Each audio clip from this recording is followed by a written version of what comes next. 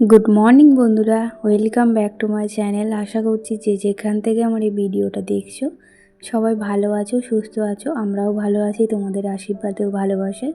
এখন বাজে সকাল 7:30। এখন থেকেই তোমাদেরকে সাথে নিয়ে আজকের ব্লগটা শুরু করলাম। আশা করছি ব্লগটা তোমাদের ভালো লাগবে।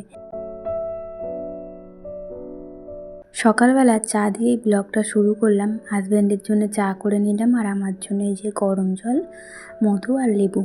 তো সকালে এটা দিয়েই শুরু করলাম। তো চাটা খেয়ে চলে এসেছি বিছানা গোছাতে। তো এই কদিন কি হয়েছে, মেয়ে একদম বেলা পর্যন্ত ঘুমোচ্ছে না, একটু সকাল সকাল উঠে পড়ছে। মানে আমরা উঠে চা খাবো তখনই উঠে পড়ে, ওই 8টা পৌনে 8টার দিক করে ঘুম থেকে উঠে পড়ছে। তো আমারও একটু সুবিধা হচ্ছে, তাড়াতাড়ি ঘুম থেকে উঠলে কি হয়, আমিও বিছানাটা গুছিয়ে নিয়ে একবার ঘর দালান পরিষ্কার করতে পারি।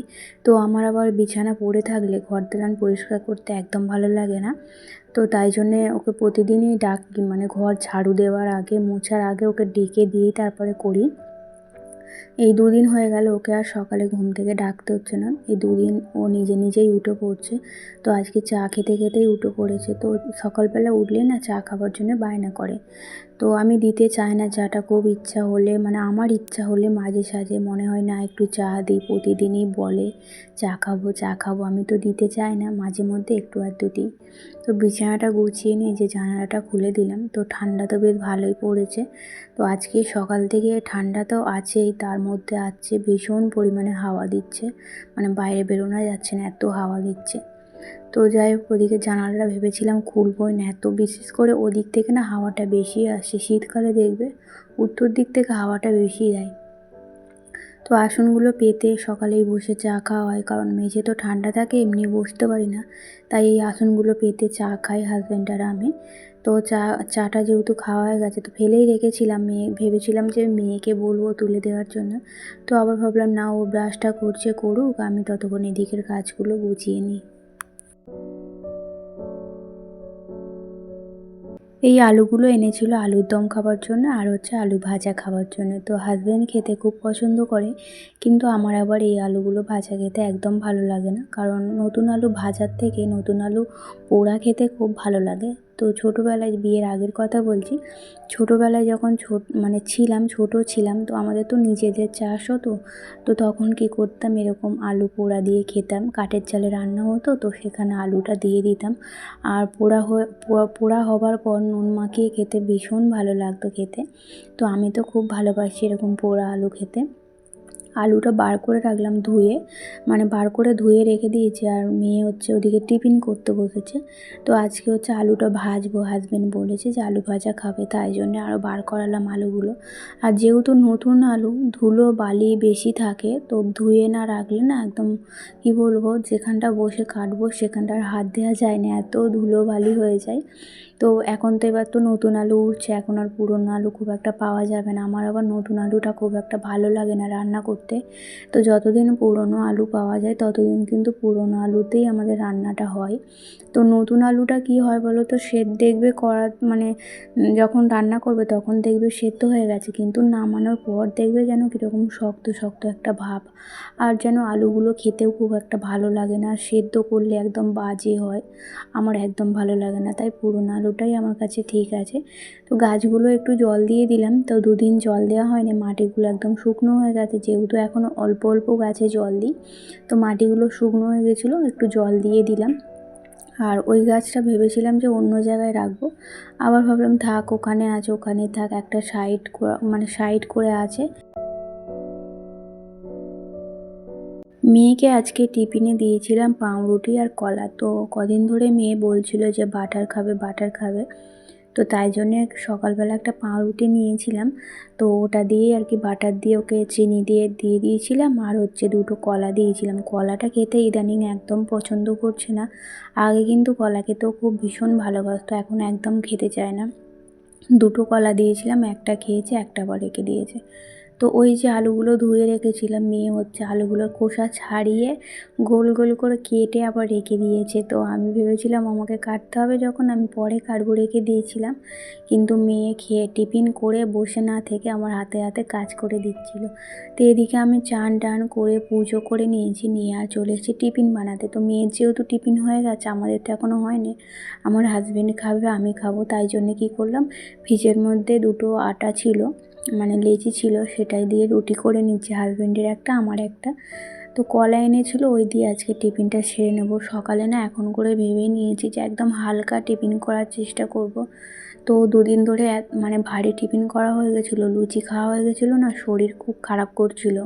এমনিতেই তো আমার পেটের খুব সমস্যা, তো ইদানিং এখন পেটের সমস্যাটা অনেকটা ভালো আছে। তাই ভাবছি যদি একটু 19-20 খাওয়া হয়ে যায়, দেখবো পেটের সমস্যাটা বেড়ে গেছে।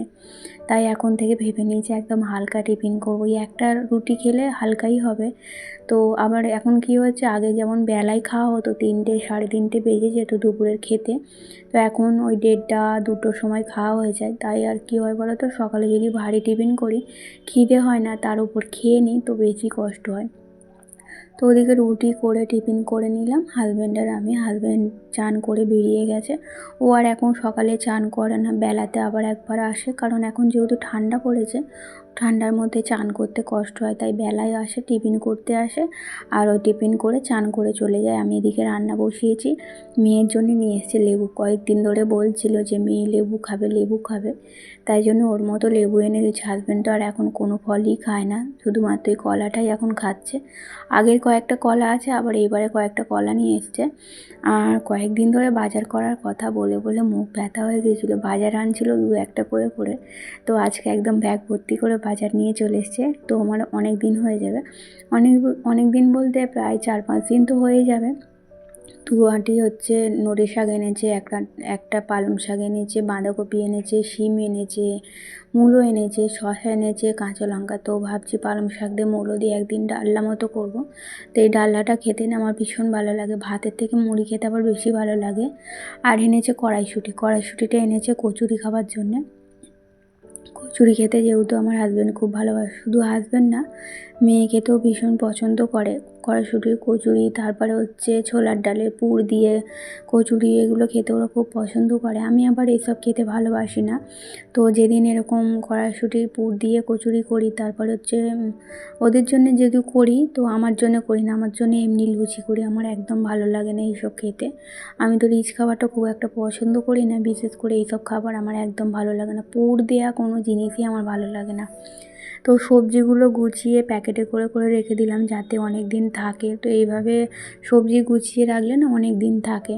আর লেবুগুলো এমনি বার করে রাখলাম, কারণ লেবুগুলো 2-3 দিনের মধ্যে শেষ হয়ে যাবে। আর কলাগুলো প্লাস্টিকে বেঁধে রাখলাম, কারণ কী বলো তো, কলাগুলো যদি এমনি ফ্রিজের মধ্যে পড়ে থাকে না তাড়াতাড়ি নষ্ট হয়ে যায়, তাই প্লাস্টিকে রাখলে অনেক দিন থাকে। দেখো, তোমাদের তো রোজ বলি যে কী কাজ করি না করি তোমাদের সঙ্গে শেয়ার করব, শেয়ার করাই হয় না। তাই আজকে একদম মনে করে করে রেখে দিয়েছিলাম সকাল থেকে যে তোমাদের সঙ্গে কাজটা শেয়ার করব। এই যে দেখো, এখন আমি কাজ করছি, হাতের কাজ এটাকেই বলে। তো এখন হচ্ছে এটা হচ্ছে ব্লাউজের গলা, তো গলার দিকটা হাতাও আছে, হাতাটাও তোমাদের দেখাবো। তো এটা হচ্ছে কত বলো তো, এটার দাম হচ্ছে ওই 280 টাকা, 80 টাকার মতো। তো এই যে দেখো গলাটা করছি। এই কাজ করে কিন্তু মাসে 6 থেকে 7 হাজার টাকা ইনকাম করা যায়। তো ঘরে বসে যদি এরকম ইনকাম করা যায়, কে না চাই বলো এরকম ইনকাম করতে। এই যে দেখো, এটা হচ্ছে হাতা দুটো আছে, আর হচ্ছে গলা একটা আছে। তো এই কাজই আমি করি। আর আমি কিন্তু এত টাকা ইনকাম করি না, কারণ আমার যেহেতু সংসার আছে, আমার বাচ্চা আছে, সব দিক সামলে আমি যেটুকুটা টাইম পাই সেই টাইমটাতেই আমি এই কাজটা করি। তাও আমি মাসে ওই 3 হাজার টাকার মতো কাজ করি। তো আমি যদি কি বলবো, সকাল থেকে উঠে সারাদিন এই কাজ নিয়ে বসে থাকি, তাহলে মাসে আমি 8 হাজার টাকা 9 হাজার টাকার কাজ করে ফেলতে পারবো। তো আমার হয় না, যেহেতু সংসার চালিয়ে আমাকে কাজটা করতে হয়, মানে সংসার সামলে, তাই অত টাকা আমি করতে পারি না। তাও হাজব্যান্ড মানে করে যে কেন করো, আমি নিজের হাত খরচার জন্যই করি, তাও এই অল্প অল্প করি, ঘুরে আর করে রেস্ট নিয়ে আর কি করি, তাই এত কমও ইনকাম হয়। যদি আমি সবসময় কাজের মধ্যেই থাকি, তাহলে অনেক টাকা করে ইনকাম করা যায় এই কাজটা থেকে। তো তোমাদের আজকে দেখিয়ে দিলাম কি কাজ করি, কত টাকা ইনকাম করি, কত টাকা ইনকাম করা যায়, সবটাই তোমাদের সঙ্গে শেয়ার করলাম। তো আমার বাপের বাড়ির ওদিকে কিন্তু এই কাজ করে সব মানে ছাদাটা বাড়ি করে ফেলেছে, প্রচুর উন্নতি এই কাজে।